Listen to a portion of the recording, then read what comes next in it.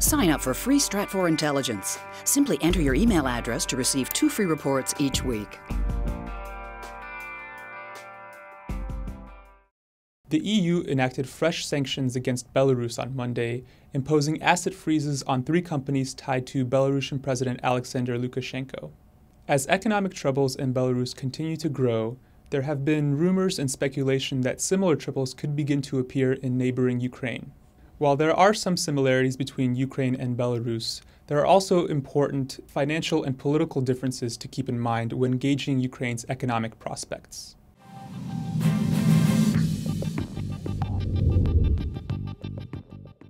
In terms of the economic situation, the problems that Belarus is currently experiencing stems from many reasons. These include an increase in populist spending by Lukashenko ahead of the country's presidential elections, and then economic sanctions imposed by the EU as a result of these elections. While Lukashenko's forceful crackdown on opposition protests has caused his country to face isolation from the West, the Yanukovych administration in Ukraine has been much less forceful against the opposition. For example, when there were protests in the beginning of the year in Ukraine over changes to the tax code, Yanukovych agreed to listen to the demands of the protesters rather than crack down on them. More importantly, the Yanukovych administration has not been targeted by EU sanctions, and instead, the government is currently in talks with the EU to form a free trade agreement with the economic bloc. Also, while Belarus has sought to get a loan from the IMF to address its financial problems, the IMF has been hesitant to grant Belarus such a loan due to its isolation from the West and other political factors.